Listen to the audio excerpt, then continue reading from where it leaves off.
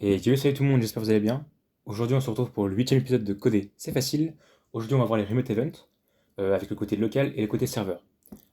Pourquoi est-ce que c'est important de savoir faire la différence? Et donc, si on a le côté local et on a le côté serveur, on va voir du coup les local scripts et les scripts du côté serveur. La différence entre les deux et on va dire les principales fonctions qu'on peut trouver dans les deux. Donc, pour commencer, vous allez voir que je vais commencer donc à jouer. Quand j'appuie sur le bouton play, je joue en tant que joueur. Vous voyez bien qu'en haut à droite, il y a écrit current client. Donc là, du coup, je suis côté client. Du coup, du côté joueur. Et donc là, vous voyez bien que là, je suis côté serveur. Donc je vois un peu à l'effigie en fait d'un peu de tout le jeu. Donc au côté client, je vais ajouter une part. Vous voyez bien que là, côté client, je vais ajouter une part. Et je vais revenir côté serveur. Et sur le côté serveur, bah, je ne retrouve pas la part. Alors que pourtant, si je reviens côté client, bah, j'ai quand même la part. Donc ce que je vais faire, c'est que là, je vais juste monter un peu la taille de la part. Donc là, j'étais côté client et maintenant je suis côté serveur. Et vous voyez bien que mon joueur là est en train de voler.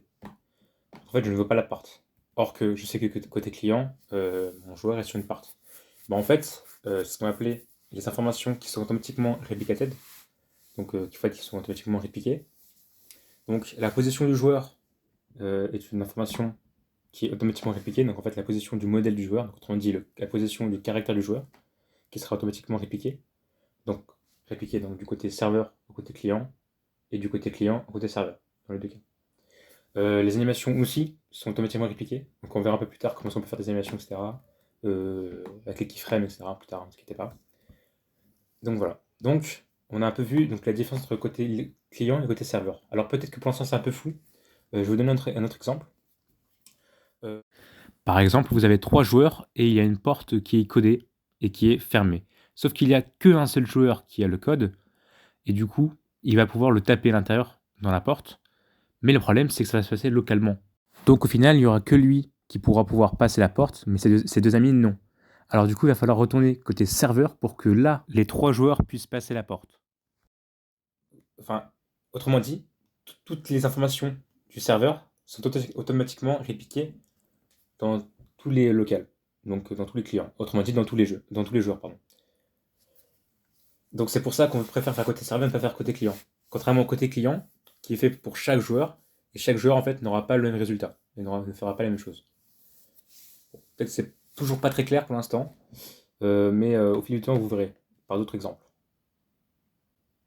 Donc, autrement dit, toutes les informations du côté serveur seront automatiquement répliquées dans le côté client, et le côté client pourra envoyer des informations au côté serveur, et pour ensuite pouvoir envoyer comme par exemple code d'envoyer ça côté serveur, du coup à tous les autres joueurs. Donc, on va commencer côté local. Donc, ce qu'on va faire, c'est qu'on va essayer d'envoyer du côté local au côté serveur une information. Donc, on va faire côté local. On va créer un script dans Starter Character Script et dans Starter Player. Alors, la différence n'est pas très grande. C'est qu'en gros, dans le Starter Character Script, c'est que tous les scripts qui sont à l'intérieur seront reload en fait. Donc, seront pas reload, mais seront plutôt reset. Donc, à chaque fois que, donc, dans tous les scripts qui sont dans Starter Character Script, il faut être reset lorsque le caractère a été reset en fait. Et Starter Player Script, c'est lorsque le joueur rejoint. Donc, moi, je vais plutôt ajouter un script dans Starter Character. On verra pas là, on verra pas de différence, enfin on verra pas qu'il y aura de différence maintenant, mais c'est quand même bon à savoir. Par exemple, pour une caméra, ça sera mieux de mettre dans un starter character script que dans player.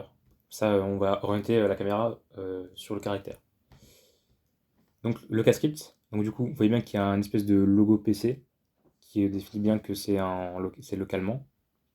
Donc vous avez des propriétés donc, qui enable, donc pour qu'en fait ce soit activé ou pas activé. On a propriété et vous avez le parent qui est starter character script. Donc voilà. Donc il y a une spécificité sur le côté local script. En fait, tout ce qu'on doit faire côté serveur ne pourra pas être tout ce qu'on fait dans un serveur ne pourra pas être dans un local script, et tout ce qu'on fait dans un local script ne pourra pas être dans un script. Donc, enfin, pas tout, mais il y a des choses qu'on pourra pas faire dans le côté serveur et des choses qu'on pourra pas faire dans le côté client. Donc une spécificité dans le côté donc local, c'est qu'on peut avoir le local player. En gros, on peut voir le joueur. Donc le joueur, en fait, on peut voir le joueur. Ce qui peut être très intéressant. Donc du coup, on va faire local player égal à game, donc dans le jeu, donc dans les game, point, donc dans les players, point local player. Ce qu'on va faire, c'est qu'on va juste ajouter une part euh, dedans avec un click editor. Donc, il me semble avoir fait un épisode, donc dans l'épisode 5 avec les événements. Non, dans l'épisode 6, pardon, avec les événements, donc il y a des événements un peu plus. Du coup, ce qu'on va faire, c'est qu'on va faire, donc dans le côté client, lorsque du coup, workspace. La part, part. Click editor, je vais y arriver. Click editor. Mouse click, de point connect function. Donc là, je suis côté client. Ce que je vais faire, c'est que je vais faire print. Je vais juste faire une variable avant. Local texte égale salut. Et du coup, je vais demander en fait de print la variable salut. La variable texte. Donc là, du coup, si je suis en jeu et que je clique sur la part, dans l'output, on va m'afficher salut. Donc quand je clique dessus, vous voyez le mec qui m'écrit salut. Alors en fait, avant, comme on était tout le temps sur des scripts côté serveur, on avait une couleur qui était verte. Et côté local, ça c'est plutôt une couleur bleue.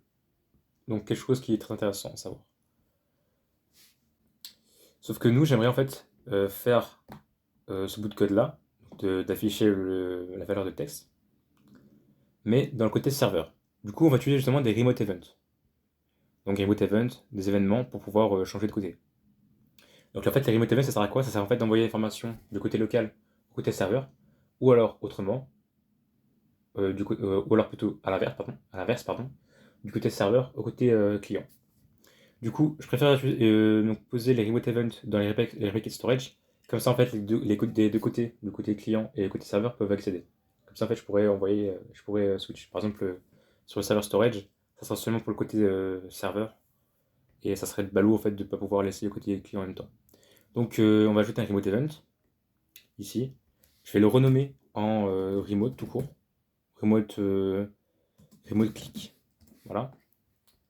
Et donc, dans mon local script, ce que je vais faire, c'est que je vais devoir envoyer donc vers le côté serveur. Donc d'abord, je vais définir une variable pour mon remote event. Donc, on va mettre remote click égale game.replica storage, parce qu'il se retrouve dans replica storage, point remote click. Et justement ici, on a remote. Donc, du coup, on va pouvoir commencer à envoyer ici ça là, ça, dans le remote click. Donc, remote click de point fire server. Donc, du coup, pour pouvoir envoyer dans le serveur. Et ici, en fait, à l'intérieur, je peux ajouter donc des arguments, donc, tout ce que je veux comme argument. Donc, je peux ajouter 1, 2, 3, 4, 5, 6, 7, 8, donc à l'infini, comme un seul. Donc, du coup, je vais commencer à prendre ça et je vais envoyer côté serveur. Donc là, pour l'instant, on l'a envoyé donc, dans le côté serveur avec avec le nom de remote click. Ce qu'on va faire maintenant, c'est qu'on va commencer à ajouter un script dans server script service.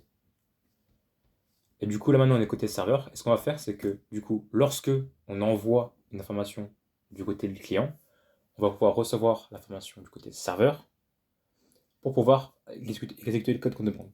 Du coup, on va d'abord définir une variable pour le remote. Remote, remote click égale game.replicatestorage.remote click. Du coup, on va faire remote click. Et là, en fait, on fera onServer event parce qu'on agit sur le côté serveur. Connect function, dans les parenthèses. Et en fait, ce qu'il y a, donc du coup, dans l'intro des parenthèses, il y a d'abord le player. Donc il y a d'abord le player, ce qui est super important. D'abord le player, puis ensuite tout ce qu'on a envoyé. Autrement dit, tous les arguments qu'on a envoyés. Donc du coup, la première chose qu'on va envoyer, ça sera quoi? Ça sera texte. Je vais rester nommer texte. Et donc là, si du coup je mets texte ici, alors oui, en fait, du coup, j'ai mis print texte, sauf que bah ça va, en fait, comme print, c'est une fonction qui est un peu plus différente. En fait, du coup, comme print, c'est une fonction qui peut agir à l'intérieur des fonctions, enfin, qui peut agir lors d'une méthode. et bien du coup, bah, ça va s'activer sur... Enfin, ça va pas du coup...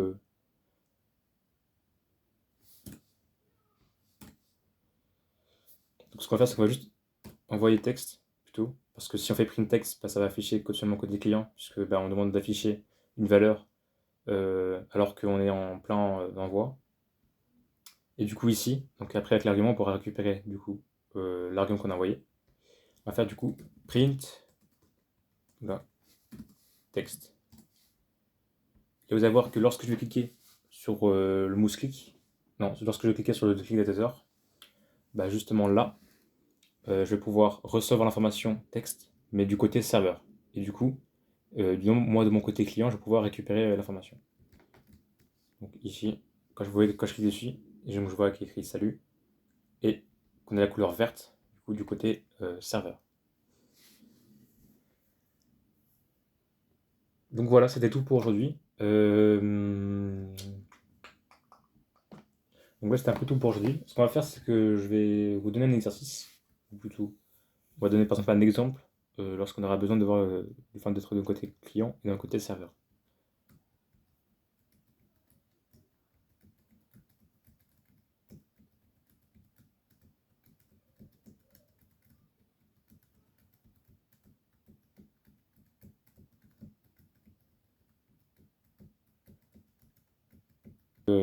Quelque part, pour que ça devienne noir, vous allez voir que côté serveur, bah, en fait, on ne voit pas que j'ai cliqué dessus.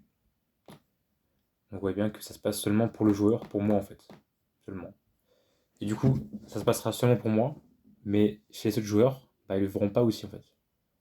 Donc voilà. Donc en fait, si vous voulez que les autres joueurs voient ce que vous faites, il va falloir utiliser un remote event et du coup envoyer l'information du côté serveur. Bien, sinon cette vidéo-là est finie. J'espère que vous l'avez aimé. Et sinon, bah, eh bien, je vous dis à la prochaine, hein.